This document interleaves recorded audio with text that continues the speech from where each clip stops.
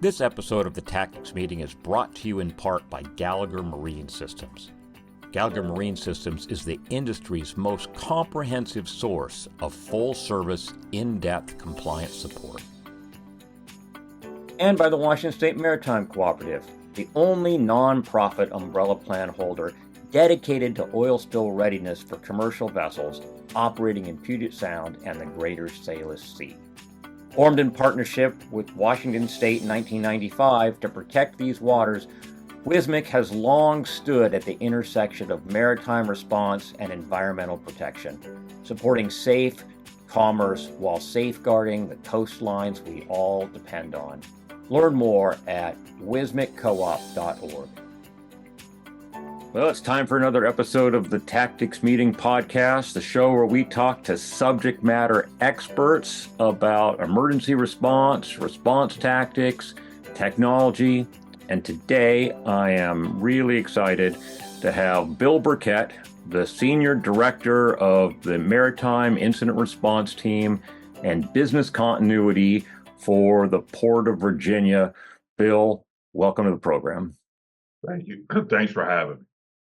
So Bill, your name came to me from Todd Duke at Resolve Marine as the guy I should talk to about planning for response to shipboard fires. And I watched your testimony that you gave for the Grivaldi ship fire in New Jersey, and heard you talk about the fire aboard the U.S. naval vessel Bonhomme Richard, and about the training courses and seminars you've been given on the topic. And so I'm really interested to hear in how you got involved in shipboard firefighting and maritime incident response, and about the training and awareness that you've tried to bring to the industry over these years. So how'd you get started? That's a good question. No, a while ago, from my background, I was in the Virginia Beach Fire Department for 31 years, hired in 79 and retired in 2010. And then I immediately transitioned to the Port Authority full-time, Port of Virginia, since 2010. So back in the day, I grew up on the bay. My father was a cook on tugboats. So when I was 12 years old during the summertime, I was on the boats with him, transiting up and down the Chesapeake Bay to James River, pushing everything from towing container barges. Then he worked for a company that moved aggregate, stone and gravel. Okay.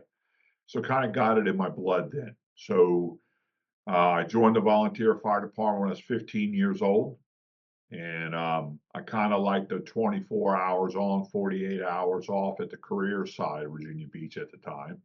So I was picked up when I was 19, started my land-based fire department, from a professional perspective at that time. And then, but I still had the water in my blood, right? So, and starting to recognize as my career developed and getting more interested into the maritime environment. And back in the early 80s, late 70s, early 80s, only one or two fire departments had fireboats, right? And but I soon recognized that really a fireboat's nothing but a floating fire truck. You still need men or young professionals, men and women, to be able to man these vessels and respond them and get them to the scene of the fire. And you need to be able to get the water, the wet stuff on the red stuff. And it's typically not just flowing up against the hull. You then get your hose lines and everything else. So anyway, kind of jumped ahead there. But back in 1984, Chief Hansen from the Seattle Fire had a business going where he would come out and do train the trainer in marine firefighting. So the Coast Guard, MSO back then, MSO Hampton Roads, coordinated his his visit out here where we did about a 5 day training evolution on train the trainer. So, and when he did that, we certainly opened our eyes up, right? And so, to be honest with you, I kind of took that ball and ran with it. And from a regional perspective, now here I am in Virginia Beach, and if you look at a map, Virginia Beach is on the outside skirts of the Port of Virginia. All right, even though it's part of Port of Virginia, all the main terminals and everything are inside the port, which consists of Norfolk, Portsmouth, Chesapeake, Newport News, Hampton, right? So that's where all the terminals are. But what we certainly recognize, I did, that there are some gaps in our maritime capabilities, right? So we started to work.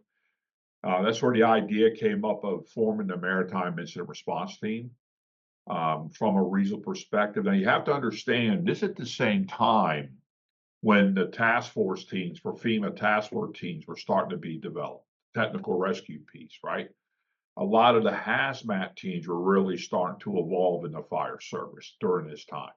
So then here comes this third component of marine operations, right? And so, a lot of departments, out of the big departments, FDNY, out in LA and maybe down in Houston, those had significant, strong marine divisions, Port of Baltimore, right? Where a lot of us were still trying to build our capability. So we recognized that. So we started working internally, working with the Coast Guard and one of our local maritime associations, Virginia Maritime Association. And that's how the Port Authority got involved. And where we started to move along with training and start to develop some resources. Now, I will say also, most firefighters have a part-time job, right? And my part-time job, when I was off, I got fortunate enough where I started to do marine related type of safety training. And it was across the board, not just firefighting, CPR, first aid, all hazards. And so I was doing work for both Virginia and Maryland Pilots Association, a lot of the local tugboat companies. And then as we started to blossom out, started to assist some fire departments in the area. But what happened was we started what we now call our annual Robert E. Rumens Marine Firefighting School. And this year will be our 33rd year. Oh. Yeah. It would actually be 35 if it weren't for Desert Shield kicking off our first year where we had to cancel. And of course, in 1 year, COVID, we had to drop it that 1 year and reschedule. So it was really focused on the fire departments here locally. And then it started to work itself out, where we get a lot of participation from departments up and down the East Coast, the Gulf. We get a lot of folks come from Amsterdam, Rotterdam on a regular basis, up from the Panama Canal. And so it's gone international. So we're getting ready to kick our 33rd off here on starts May 12th through the 17th. And we've got about 100 folks already signed up. So that's going to cap it there. So building that training, starting that process, and also the background that I was able to be very fortunate to receive from working with these other tug and barge companies and being able to get aboard vessels and learn the ops side of how all of this works, container ships, tug and barge, fuel barges, bulkers, right? It really made a difference. So that's how I got started, to be honest with you. And we've got other events going on. We can talk about that later, but that's how it started. Yeah, I come at it from the opposite side. I was in the Coast Guard, and then I sailed merchant marine. So I come from the vessel crew side Right. of this, and then came into oil spill response. And the only reason that I end up in having taken this really strong interest in preparing for these ship fires is that under our regional oil spill, our umbrella oil spill response plan, I and my team represent the vessel as the responsible party incident commander. And although it's an oil spill plan, it recognizes shipboard fires, collisions, groundings, elisions, etc., as significant threats of pollution. And so, you know, having ended up involved in the Aleutian Falcon fire in Tacoma and the Kodiak Enterprise fire in Tacoma, I realized that even though I thought I understood shipboard firefighting, because I've been through shipboard firefighting schools. I've been through the Coast Guard damage control school, the Navy's flight deck firefighting school. Uh, Although, knock on wood, I never actually had to fight a real ship fire, just do drills and drills and drills. But in my role, I need to do better.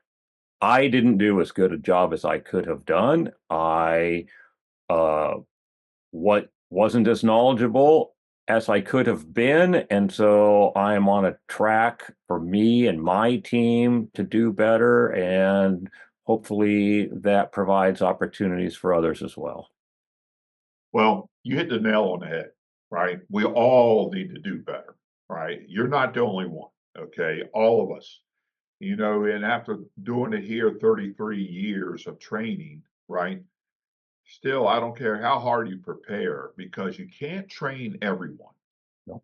And in the fire service in particular, and a lot of other disciplines, folks train, they transit out, either they retire, they come out of special ops and go somewhere else. So the process of always trying to educate, and I'm referring to the land-based fire department now, to get those folks up to speed, it's a constant evolution, right? But I think what's important, and I really start to recognize this after the Grimaldi, when I testified at the Coast Guard here in New Jersey, and you listened to what I said. And when I left there, I thought to myself, we're missing something, right? We are missing something, not only from the fire department, but in my opinion, it's the whole port community, right? It's all of the stakeholders in the port. And until recently, vessel fires, they're high risk, but extremely low frequency, correct? Yeah, very low frequency. But that has changed here for whatever reason. I mean, I was just looking on the Maritime Executive now, they had a railroad fire in the Philippines the other day, right? So these fires, and I think most of it has to do with the cargo, right? And what's going on there, but they're increasing.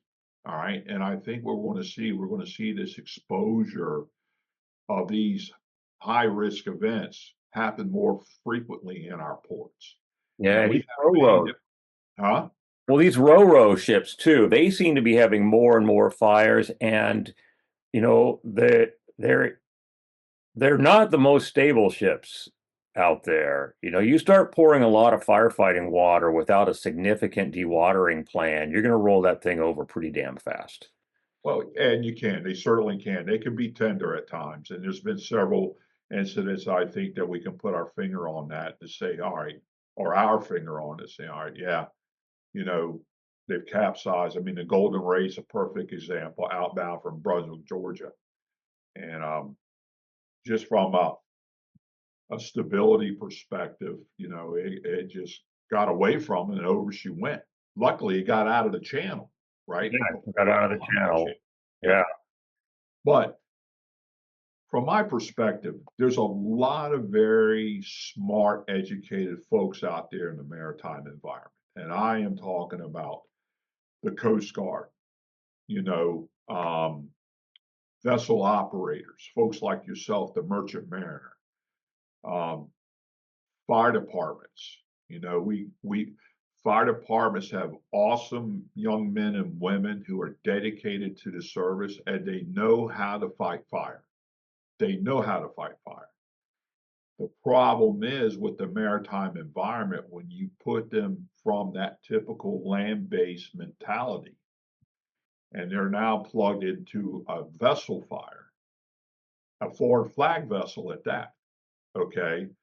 And if they stick with the way that we do business in a building or a structure, And even though there's some basics to it, hose handling, those type of things, using your SCBA's, it's all the same. But when you plug them in on that shipboard environment, all right, and it's not just a basic, it goes all the way up to the command piece. Okay. Um, it's something that if they haven't been exposed to it and or trained on it, right, it can become very complicated, right? And many times I've heard a lot of discussions about how from a vessel fire, what's the most common example you could give on how would you treat that? And a lot of folks compared to land base. And you hear a lot of common terminology. It's like a high rise laying on its side, right? I can see that, but for the most part, I think it's entirely different. If you ask me what my opinion is about how from land base how we can compare it to an event, I would say a hazmat incident. Treat it like a hazmat incident, right? If we have an overturned truck or tanker on the interstate, or it's got placards that identify it as a hazard, whatever it may be. Typically, we don't go running up and jump right in the middle of the hot zone, do we? We stop, we step back, and we start to investigate. Okay. Um, Vessel fire, I really think from a command and control perspective, that's my opinion only. If you treat it like a hazmat initially, take a breath, stop. All right, let's do some recon. Let's do this, or this. I think it's going to set you up. You're going to be in a better place to start to deal with it. Okay. Now, don't get me wrong. You got a life safety hazard or you got a rescue that needs to be done, but in all means, we got to do what we got to do. But treat it like a hazmat. Take a breath, slow down. Okay. And also, what's important, um, and I think I've mentioned this example many times before. When a land-based incident commander arrives on scene of a vessel fire, he or she is going to assume command, just like they will at a structural fire. As I'm they at should. As they should. uh, As they doing should. that Yeah. as they should, right? And when you're on the land-based side of this, the shore side, when you assume command, you're it, right? I'm the incident commander. I'm making the calls, right? Um, and I've got control of this scene until somebody relieves me or the scene is mitigated. All right. And typically that's from that single IC component where you got one incident commander, you got everybody else underneath. Um, on a vessel fire, you need to prepare yourself. It's going to be different. When you arrive on scene, and I know if there's any land based incident commanders listening to this or that will listen to this, you're going to probably throw a rock at me, right? But I'm ready for it. But when you arrive on scene, when you assume command, you're assuming command, but the best way to describe it is you're not assuming full command of that incident, okay? Because you have the vessel master that's on board. Uh, they're, they're, that vessel master and their crew are already responding to whatever's going on. Hopefully they are. Things can change, right? Um, then also when you're working in the maritime environment and there's a risk to the safety of a port or a waterway, then that really when the U.S. Coast Guard, in particular the sector commander, the captain of the port, they become involved. So you're almost immediately transitioning into this unified command process. Okay. And I think with incident commanders, when you arrive on scene, you are assuming command of your folks and your equipment and your resources. All right. You're not going to have to integrate with that ship's crew almost immediately. And incident commanders, be prepared to be told no. Be prepared to be said, you can't do that or do this. And we're not, incident commanders are not used to being told no, right? So on a vessel fire, just please get that reset button. And I try to say, just kind of shift your mindset real quick when you're involved in a marine fire, all right, because you're going to need to. And the best example I can give is a friend of mine, Mike Buckeye, who's a retired battalion chief for FDNY for the Marine Division. Mike shared with me that they had a vessel fire in Stapleton, Anchorage. They got their boats underway. They went out there. Mike said he got aboard the vessel, went up and he met with the captain. He says, Captain, Chief Buckeye here, FDNY. How can I help you? Right? How can I help you? And in my opinion, that sets the stage. That sets that stage of a teamwork. Not say, hey, Mike Buckeye here from FDNY. What do you got? How many people you got? All right, get off your vessel. I got it now. Right. That's it's going to go bad. It really is because number one, we don't have the authority to order a captain or his crew off their vessel. As a matter of fact, we have to be invited aboard their vessel. They can hold us off. So you're dealing in a whole different world. So that's what's most important.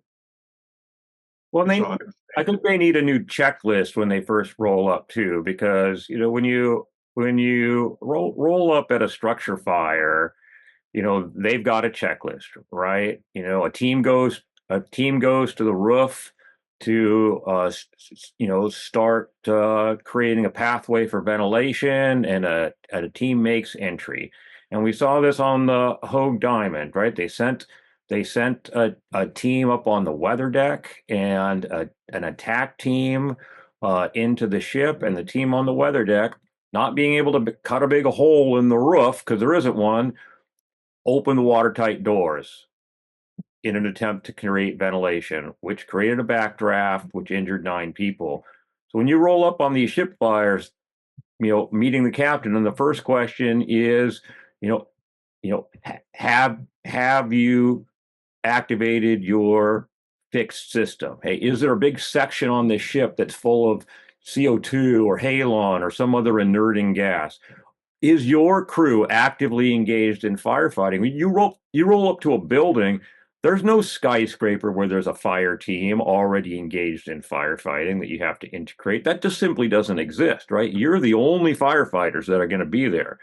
But these ships have, people who are trained in firefighting, and they're required by law to conduct a fire drill on their ship once a week. So, every week I'm on board, we're doing a fire drill, engine room fire, cargo fire, whatever. And we've got full bunkers and SCBAs on board. And in some cases where we've got vessels with like ammonia refrigeration systems, we have full level A hazmat suits on board, and everybody's trained to use those. Everybody's trained at the 24-hour HAZWOPER technician level to respond to those releases of hazardous materials. And we've got a command structure on board, and they've got to integrate into that. Well, and they do. And the reference, there's a couple flow charts out there now. We even have one that we developed, but I'll be honest with you, I'm not sure where it started from. I know the leadership at Jacksonville Fire, they kind of put this flow chart together and started to share it. Then it went up to a couple other folks, other agencies. I mean, we put our own flair to ours, right?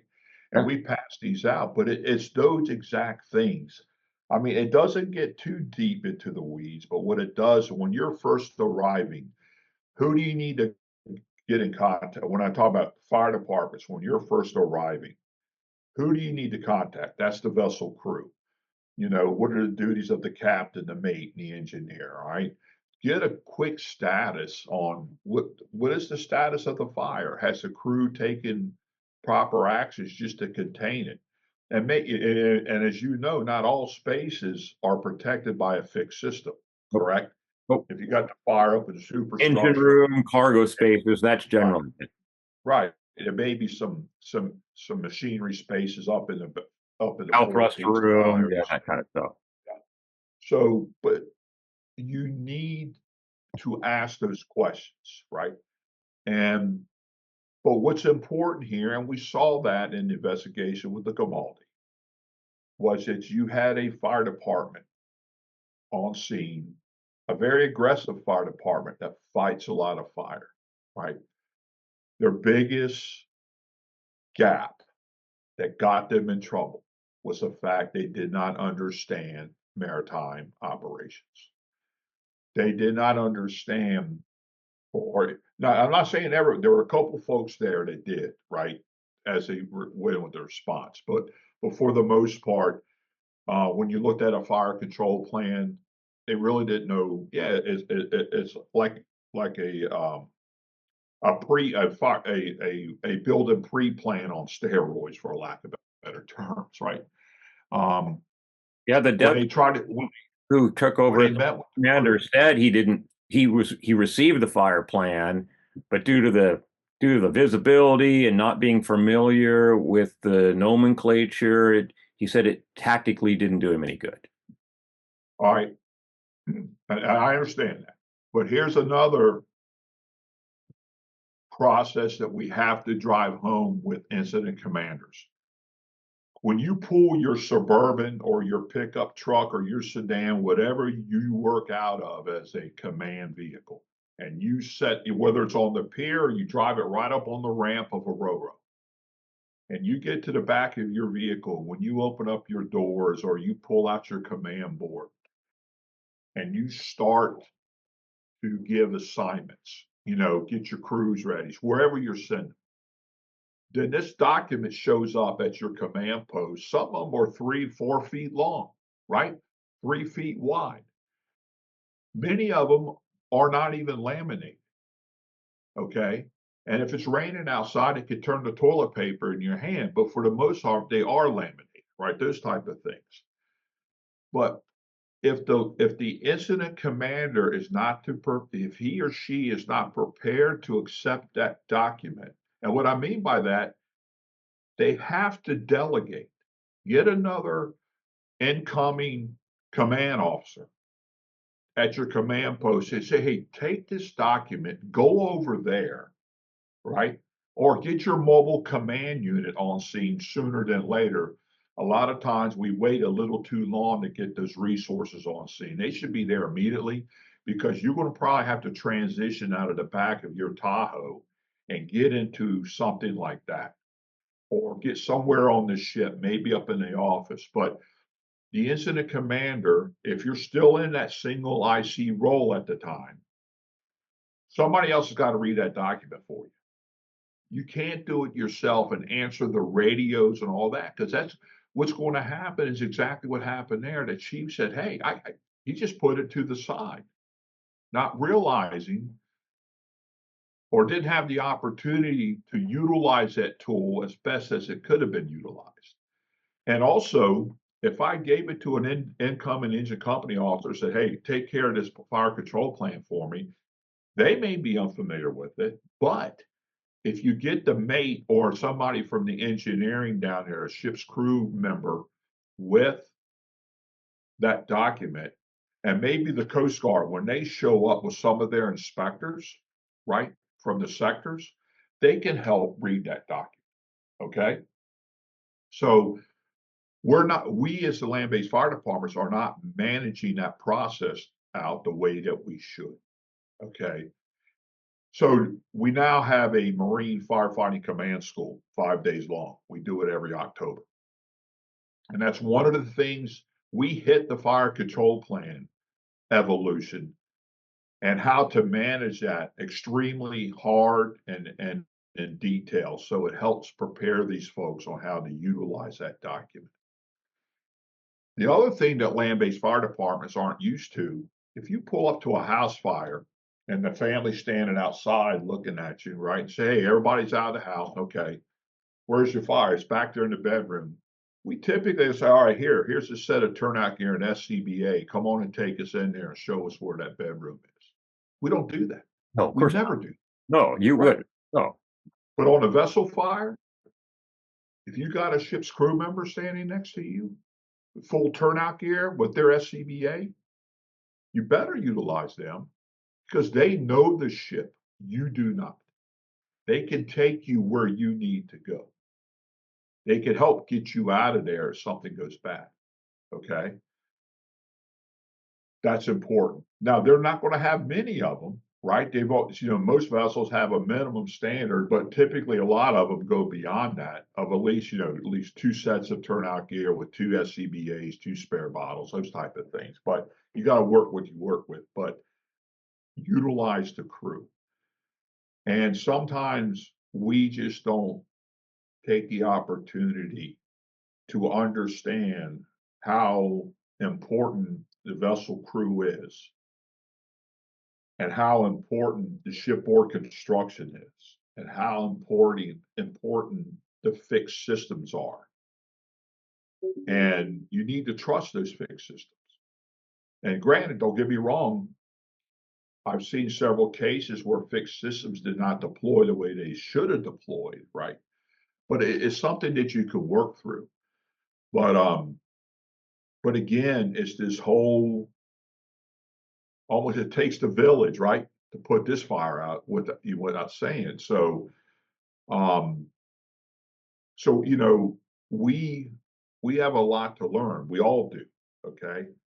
Um, and I will say this that what's important, especially like somebody yourself that's been in the environment that you've been in, in the Coast Guard as a merchant mariner, in the oil response community, those type of things. Most land-based fire departments and incident commanders, we are used to doing it ourselves. Does that make sense? We Yeah, get in there. there's no one We're else very, coming. we're very creative. We're very innovative, and that's why people call the fire department. If they can't figure out what to do with it, they call us. We show up and we handle go away. But land-based fire departments, we're not comfortable for other folks to come in and put our fires out. That just doesn't happen. A normal structural fire. Don't get me wrong. The wild land firefighting capability, they get resources from all across the country and even international to help them with that. But that's why when the salvage and marine firefighter groups, those salvers and the QIs and those folks that come in, when you try to integrate with the land-based fire department, initially there's some friction, all Yeah. right? Because what I'm trying to do is put out from the national perspective, hey, fire departments, these folks are there to help, okay? There's a responsibility for them to be there from the ship's owner and also from the marine firefighting and the salvage response plans and their OSROs and all the other stuff that they're required to have, correct? Yeah, I mean, we have a legal obligation to be That's there. exactly right. 33 CFR says you must have a contract with a salvage marine That's firefighter right. contractor, that you have a crew So, by, all these things. We're legally obligated to be there. right. And a lot of these folks that are coming are experts in their area. Okay. But I think if they understand the mentality of the land based fire department, in particular that incident commander, and the incident commander understands what's coming their way, we can blend these together, get them folded into that incident command process in that org chart, right? Get them all plugged in, put them in divisions, group branches, whatever you want to do, and with them understanding what the capabilities are, right? And I think because early on in my career, I thought to myself that if I had to have somebody to come in and put this fire out, I have failed.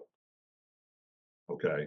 A vessel fire, I have failed from a fire department Right, perspective. because it was my fire. I was in charge. I'm a That's exactly right. firefighter, right? It would display a lack of competence on my part. Exactly, or something, right?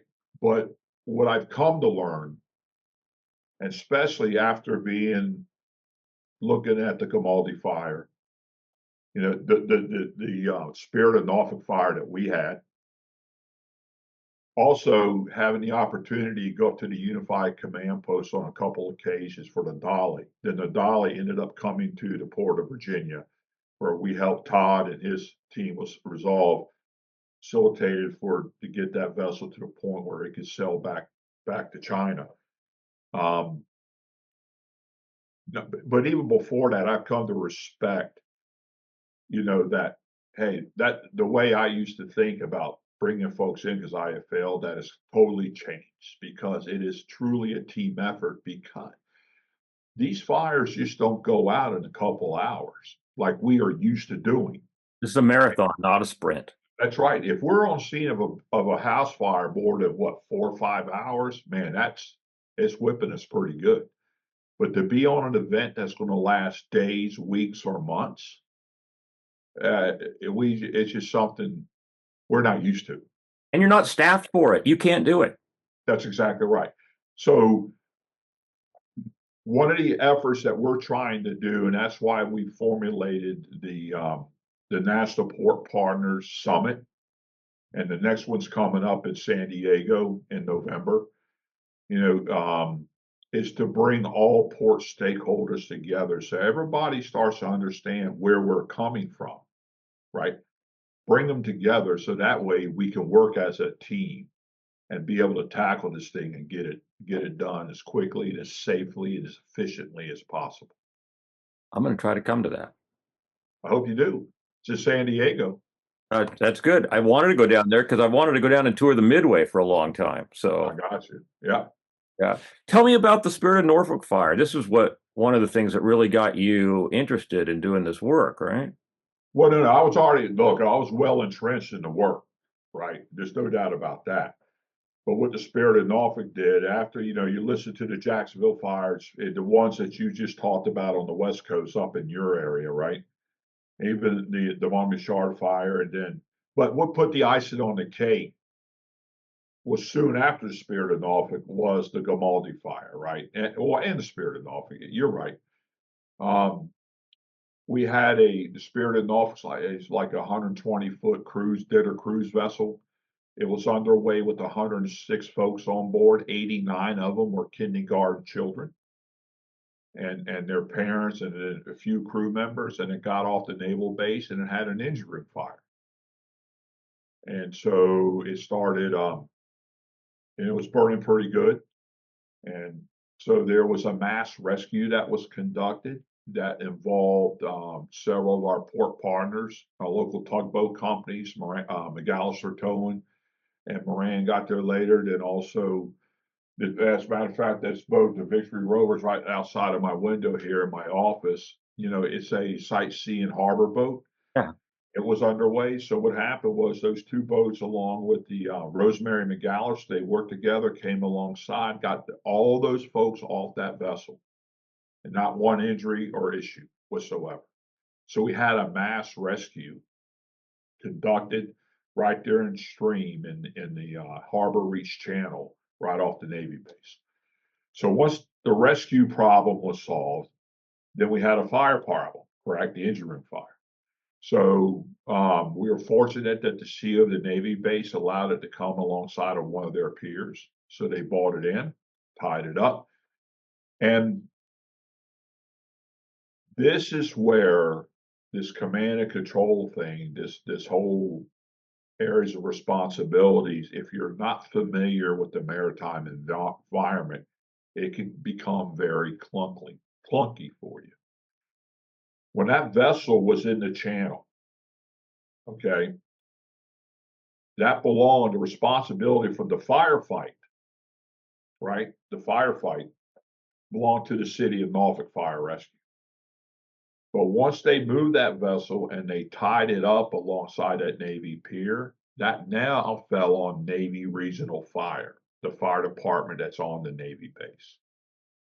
But you had both full initial assignments were on the pier, both from Navy Regional and Norfolk Fire on the pier to help fight that fire.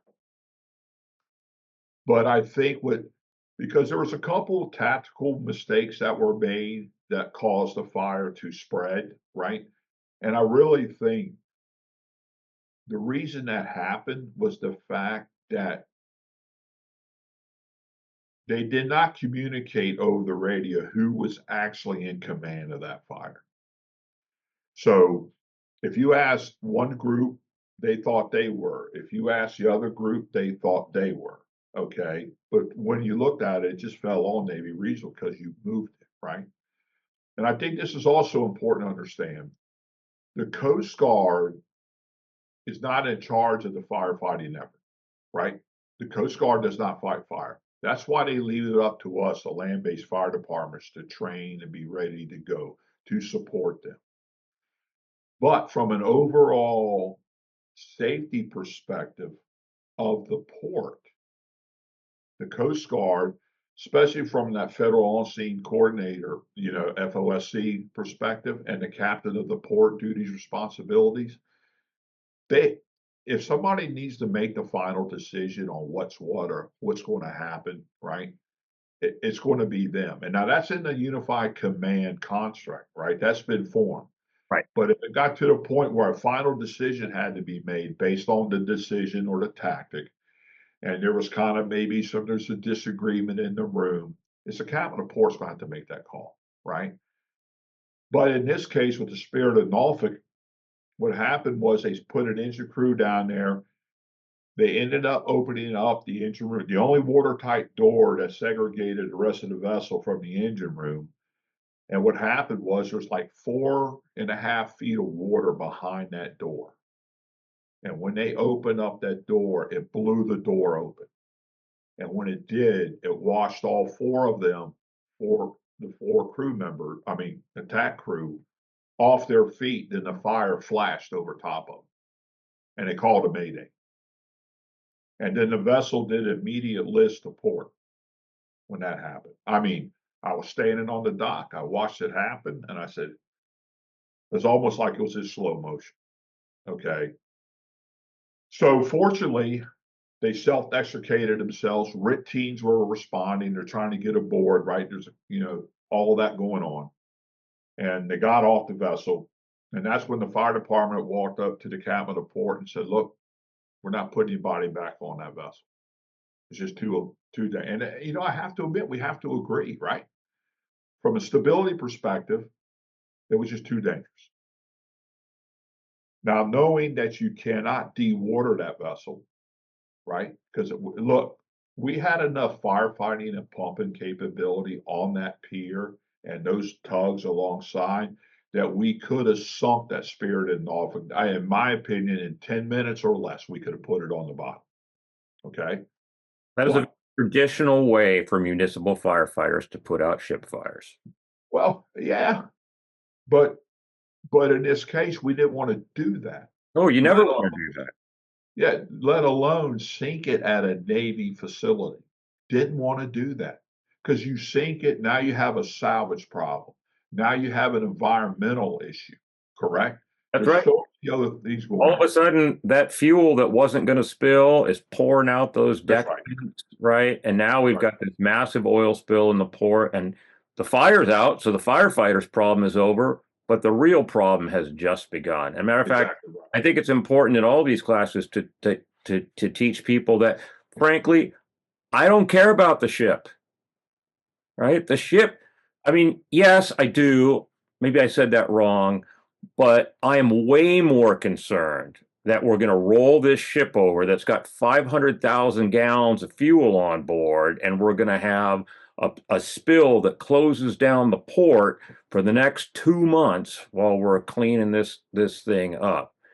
Exactly. The most important thing is protection of life and to keep this from becoming a giant environmental issue. It's also way more expensive for the ship owner, the P&I club, the hull and machinery underwriters, the cargo underwriters. It's way more expensive to turn this into a worst case oil spill like a BP Deepwater Horizon than it is to have a total constructive loss of the ship. Right? And I agree. But on the other point, I have to admit I felt for the vessel owner, right?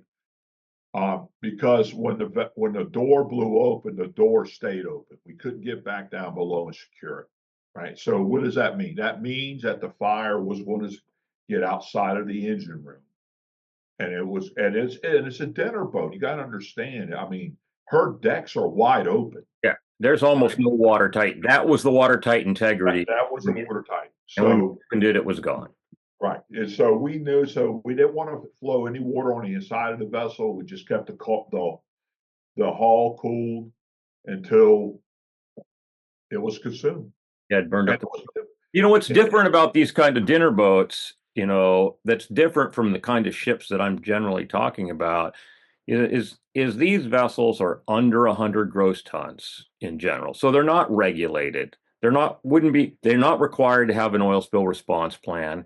The only licensed officer on there is likely the captain who's got a 100-ton master's license. The crew have not been through shipboard firefighting. This there's no salvage marine firefighting contract for this vessel. There's no QI. There's none of that exists for these small boats. well, I don't. Maybe you're probably right, but from what I understand from Hornblower, they have. When I asked them to get your salvage company coming, they initiated that. Well, they may Okay. have, but Yeah. they're not right. Those hornblower boats, there might be one over 100 gross tons, but for the most part, they're all under 100 gross tons. And the regulations for requiring salvage marine firefighting contractors under 33 CFR is 300 gross registered tons and above. So they may have a contract, but they're not legally obligated to have a contract. Okay. Well, I'm definitely out of my wheelhouse on that. That's where you are. But from knowing all that, but the, but the company themselves, they're very responsive. They had folks on scene, um, and everybody understood that it was going to burn out because we didn't want to sink it, right? And we didn't sink it, but it was difficult to stand on that pier and watch it burn Yeah. with all of that firefighting capability there, just to watch it burn.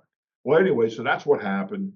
Um, and we Hornblower, they've been working with us. I mean, I've had several interfaces with their leadership, and they are attending the summits. They're actually going to be a big sponsor for us in San Diego. Hmm. Okay, because we're going to be utilizing one of their resources for that event in November.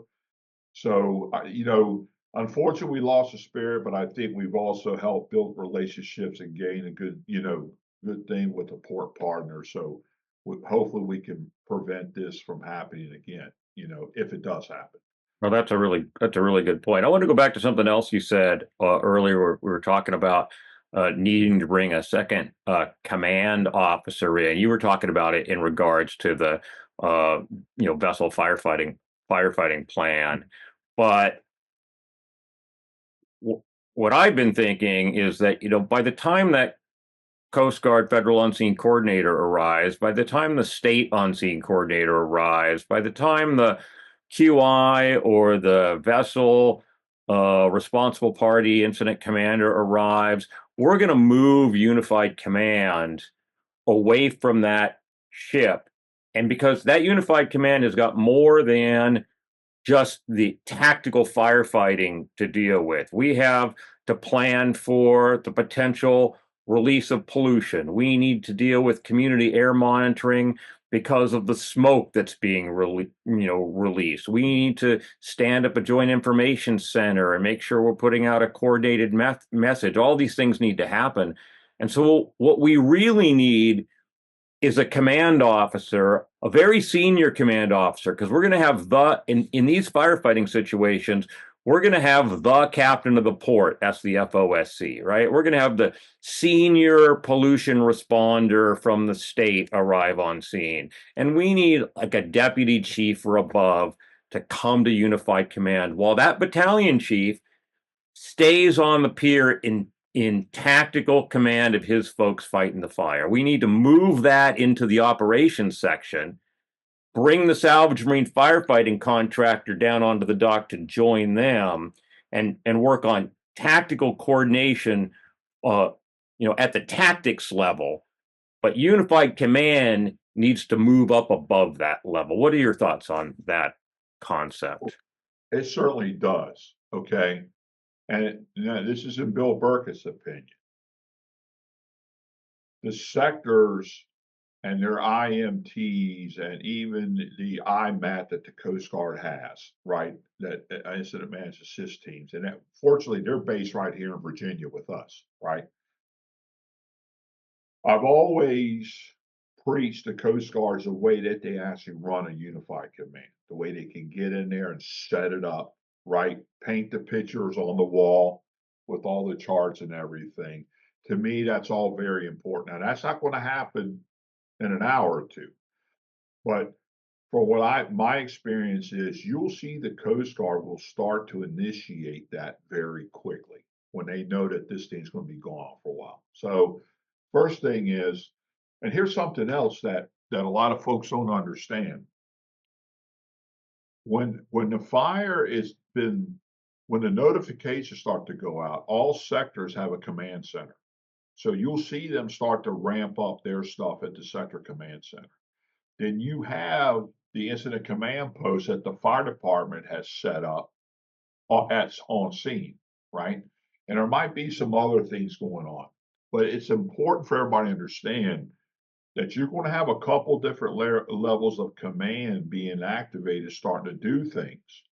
And it might be a little bit clunky at first, but eventually all these things come together. And that's to the point you're making, where the unified command is going to be stood up. Now, the question is, where's that going to be? Could it be in an adjacent building? Could it be in you bring in another couple mobile command units and set them away from the pier, maybe in the parking lot up at the terminals, right? Or even at our terminal here at Norfolk International Terminal, we have a 10-story tower. And at the top of the tower is a huge boardroom that would make an awesome unified command post, right? So you just got to pick that. And hopefully, if you're doing some pre-planning in your ports, you might be able to identify some of these locations, all right? And also when the RP, when their folks get there, they may help, and you may end up at a hotel, in a conference room, whatever it may be, but that's where the RPs really help out with that, okay? And of course, with the Coast Guard. But you're right, that unified command, and your members of that unified command is typically the Coast Guard, the responsible party, and that could be the QI representing that responsible party at the time, or a port captain. And a lot of people think when you pull up on scene and you ask for ship's crew, a lot of say, hey, can we get the captain? The captain's not going to leave his ship. He just won't. He's going to probably stay up in the bridge or somewhere, right? If it's safe to say there, then they're going to send a chief mate down or a second mate. Or if it's an engine room fire, maybe it's one of the engineers. They're going to want coming to the command post. Well, if it's an engine room fire, you're probably going to get the chief mate because Exactly. the chief engineer, in general, not always, in general, the chief engineer leads the fire attack team in the engine space. You're right. And the chief Right. mate leads the fire attack team in the cargo spaces and in the rest of the ship. So the captain's up there on the bridge with their damage control plans. The chief mate's down there, not in bunkers. He doesn't make entry generally. You have a primary host team and a backup host team. And generally that's it, depending on the crew size. Although if you look at these cruise ships like, Disney Wonder or whatnot, they generally have a team of about 80 who are trained. Yeah, they're very robust. Very robust. And Yes, actually, a cruise ship fire, because I have a number of cruise ships lines that are members of the Washington State Maritime Cooperative, for whom me or one of my on-call ICs is going to be the responsible party incident commander, and that whole thing terrifies me. Terrifies. Right. And that's really where you're going to really rely heavily on that vessel crew. They're going to do all. They're going to do all of it for the most They part. are.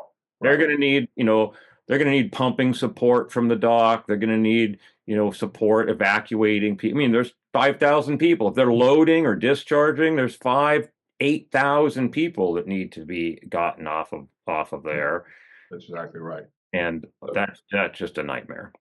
It is. So from the unified commands practice, Coast Guard, the RP, of course, the fire department, whatever officer level is going to be in there. It could have your state rep, your your state Q, not well, we call them our Department of Environmental Quality here in the state of Virginia, DEQ, or also our Virginia Department of Emergency Management, the hazmat folks, right? So those, that's going to fill up quickly, right? And then you get into the ops and things like that. But from a land-based fire department perspective, unlike a wildland fire where they really get to see a full unified command or ICS network, most of fires that occur landside, you only got one incident commander and you might have ops. You don't set up planning, you don't set up finance, or logistics. They just don't do that. You mostly don't go into a second operational period. If you've gone Exactly right. 12 hours, if you're Exactly going into the second shift, it's a right. big deal. It is a big deal. So, bottom line, fire departments that have responsibilities to respond to maritime events within their jurisdictions, I'm confident they know how to fight fire, right? These fire departments know how to fight fire. They're very aggressive, they're good folks, they know what they're doing. But what they don't understand is the entire maritime environment and how complex and complicated that's going to get. Okay. So if they go in there thinking, hey, I'm not in full command here, and if you know who can help you, if you ask for their help, you need to accept their help, right? Because no matter what, even if you have mutual aid with other departments, the department that's receiving that mutual aid, you always have a tendency to turn them around quickly because you'll put the fire out. You don't need them to put your fire out. And in this case, please, that's not going to work.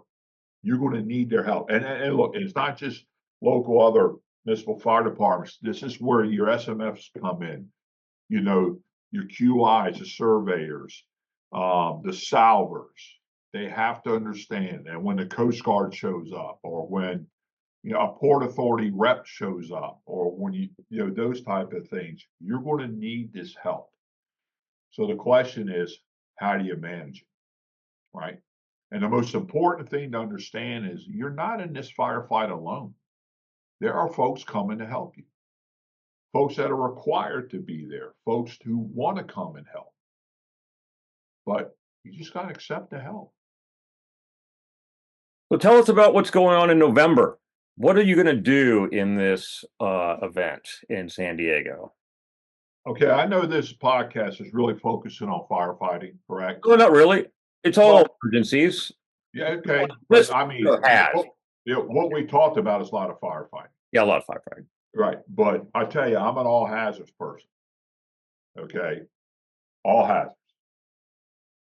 So we held our first port summit. We called it a port authority because our CEO, Stephen Edwards, he and I chatted. He says, Bill, what can we do? This is after I returned from New Jersey, and we're talking about this. Because I'm a firm believer that port authorities have a key role in overall port preparedness. And you probably heard that term. If you see one port, you've only seen one port.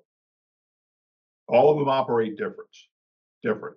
All port authorities are not the same. Here in the Port of Virginia, Virginia Port Authority is only responsible for 5 terminals in this entire port. Okay? Everything else is responsibility of the owner operator. And even though our port authority, we have a sworn police department that enforces security on the terminals. From a firefighting perspective, we rely on the local agencies to respond. And a lot of port authorities are like that, of course. And also, we are what's called an operating port authority, which means we also operate our own terminals. There are many port authorities that are considered landlord, by which they'll lease their terminals out to third parties. So that's the way we work. And so but still from an overall perspective in the Port of Virginia, and since the Port Authority is a quasi-state agency, correct? We're an authority. We do have some responsibilities for the overall port as far as help coordinating and cooperating. And that's what a lot of my work is outside of that. And when I'm outside of the gates of the Port of Virginia or the Virginia Port Authority, I'll be honest with you, we're really working for the captain of port. So when we have a big event in the Port of Virginia, my job is to coordinate all the local OGAs, other governmental agencies, which are all the police, fire, and EMS Marine teams that we have in our port. And we bring them all together to help coordinate a response working for Sector Virginia to help them meet their missions. So the first Port Authority Summit, Emergency Response Summit, was focused on port authorities. And we did it here in Virginia. That was first one year before last. And we did a second one this past November. And I soon realized, okay, we're calling it a Port Authority Emergency Response Summit, but it's more than that.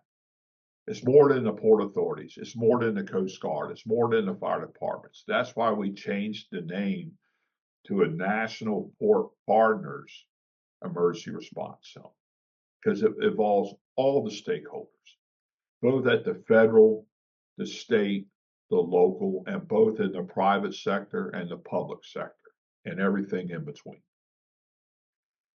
So this year, and we think, in my opinion, in order for this event to be successful,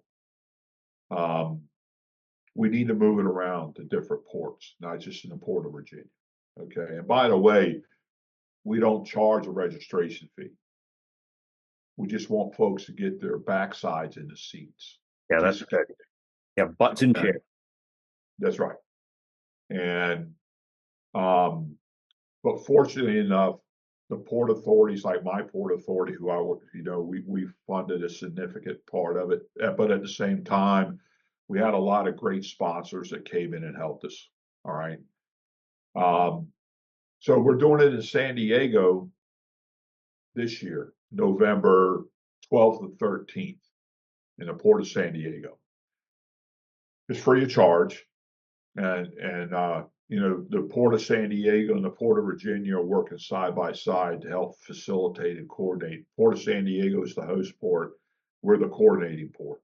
Okay, and so it's going to be 2 days. The most important thing about this event is a networking piece, right? So on that Tuesday night, the night before, there'll be a networking event.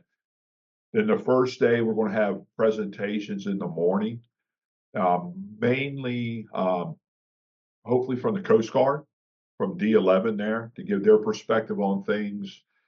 Then we're going to have a recent incident that happened out on the West Coast that we want to talk about, and also talk about maybe some of the, in the Port of San Diego and specifically about some of the types of cargoes and the type of business that's coming in there that may present like electrification and a lot of EVs and that type of stuff, right? So what's the process and how do you deal with those if something should arise?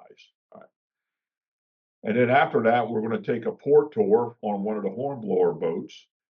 And again, it's not your typical cocktail cruise by any means. We're going to get folks on there and we're going to moderate or develop a script for moderation to get people thinking about, from a hazards or a response perspective, what they're looking at and how would you respond or mitigate any type of event that may happen either at this particular terminal or maybe at this anchorages or in this waterway. Because what we're hoping is the next day that we have classroom and panels all day, that's going to stimulate some of the discussion and some thought process for that second day. So when we get back from that, it'll be a networking event, there'll be a dinner, and then the next day we got multiple panels set up. One's going to include an industry panel that really that involves some insurance companies, ship lines, terminals. There's going to be a panel on UAS and cyber. There's going to be a panel on communications or command and control. And this is really about the networks that have been put together, for lack of better terms, some of the EOCs and the way they do it. So uh, Port of Charleston, South Carolinians will come up and talk about their, I think it's their Seahawk or the way they do business. You're going to have the Jayhawk that's in San Diego. And then also the Navy is going to come up with their emergency manager, and they're going to talk about the way they do business. Um, we're also going to have a discussion about supporting mental health in the maritime environment. And I tell you, we had that topic last year, and I did not realize what an impact that had on those attendees and that attended that. I'm not kidding you. You know, I'm kind of an old school guy. You Sure. know, But stiff upper lip. yeah, let's go, let's roll. That's right. But to listen to the feedback, it almost turned into a what do I want to say? Therapy session. Yeah, a therapy session. It really did, and it was unique. It really was. And the folks on the West Coast, San Diego, LA, and those folks, they have a very robust program, right? So we're going to do a session on that. I'm looking forward to that. And then, and this is important to me, I'm going to facilitate a panel, and I'm calling it the ports of refuge, right? I know you have places of refuge from an area committee, right, plan type of Sure. thing, but a ports of refuge. In And fact, we what utilized that when we needed a place to bring the Genius Star 11 into port when she had that right, uh, lithium ion battery fire in the Bering Sea and referenced the Alaska area plan in order to justify bringing her into port there. yeah, there you go. And we just had the Gamaldi Congo come in where she had a small fire on one of her railroad decks due to cargo breaking loose lashings, and so but we were able to bring it in alongside of one of our terminals here at Newport News Marine Terminal, and allowed us to mitigate that event, right? And so this ports of refuge is what I want to do, because you know as well as I do, and I get it. I get it 100%. When a vessel has a problem, right? It's offshore and wants to come in, whether it's a fire or a hazmat, whether it might be a container ship where all the boxes shifted and they're all hanging by their lashes, whatever it may be. That's a lot of risk, not only for the port, but that's also a lot of risk for that terminal where it wants to go. So people are Okay, like, yeah, we recognize it needs to come in, but it's not coming here. that's right. No. So my thought process, how can we get to yes? I like that phrase. How can we get to yes? Correct. In fact, that should be the band. That should be the name of the panel right there. Well, true. You're right. How do you get to yes? All right. Now, granted, it takes a lot of work and a lot of pre-planning to get comfortable enough to allow that ship to come in, right? I mean, most importantly, you got to get Coast Guard buy-off, Yeah. right? It's got to be an assessment done. We have to try to see what we can do. If it's a true risk to the health and to the environment, then it may be better to keep it offshore. But if it's not, what can we do to get it in here? Okay, so I'm very confident that if you know, work with the Coast Guard, and here's something I've been thinking about, to send a team out to do an assessment. Now, it might be a combined team. This thing may happen so quickly that the ship has not even had the opportunity to notify their SMF, the salvers, right? It might be where it happened right here in port. It happened in anchor where we need to ship, those type of things. So get a team out there to do an assessment so you get good eyes on, so you know what's going on. Here's a great example. When we knew that the Dolly was going to transit from Baltimore to the Port of Virginia, And there was a lot of work that Todd facilitated, Todd Duke. He did a great job, him and his team. There was a lot of salvage on the bow of that ship, things that had to happen. Okay. But a lot of boxes had to come off. One of the biggest concerns I had when we knew it was coming is that it would get here, then all of a sudden our labor says, this thing is too risky, right? It's too much, you know. So what we did, we took a team, some of our ops folks, some of our ILA management folks, myself, I took a hazmat guy from Virginia, feed him, a hazmat officer, and our Brianna, who's our risk attorney. And we went up there and we visited the ship. We walked up there and everybody had a complete understanding what was going to go on when it got down here. So when it got down here, it wasn't one question, everybody went to work. Oh, that's awesome. That's good plan. And then how do you kind of train your terminal personnel to be ready for something like this, right? Or, not everybody leave because something's on fire. Let's keep you there and let's work through it. And then also having the strong partnerships in your port community. I'm talking about your construction companies, your crane barge companies, your salvage dive companies, right? All these folks who are here in your port, understanding your resources, okay, then you can make this happen. And I'm a firm believer, if we want these vessels during the good times, we need to be able to help them out, or at least consider helping them when they have an issue. That's just my opinion. Just don't say no. There you go. Well, I think that is a good place to end the podcast. Okay. Just don't say no and work to yes. Yeah. How do we get to yes? How do we get to yes? You want a last thought before we sign off? No, I appreciate the opportunity, and I think we hit the nail on the head. The command, in my opinion, the command and control perspective of this, who's responsible for what, and understanding their role. If you have just an inkling of that, things are going to go well. Well said.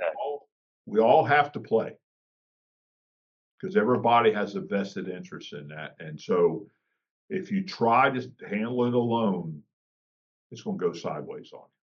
Well, we might invite you back for a panel. We'll get Todd Duke and Jim Elliott and Roger LaFerriere and bring some players together. Would you be interested in such a show? Certainly. Just let me know. That would be awesome. Bill Burket, thank you so much for taking the time to talk to us today, and I hope to see you in November in San Diego. Yes, look forward to it. If you're getting value from the tactics meeting, whether it's maritime safety, environmental insight, or just good conversation, consider supporting the show. We're a lean crew with a big mission, and your support helps keep the command post running smoothly.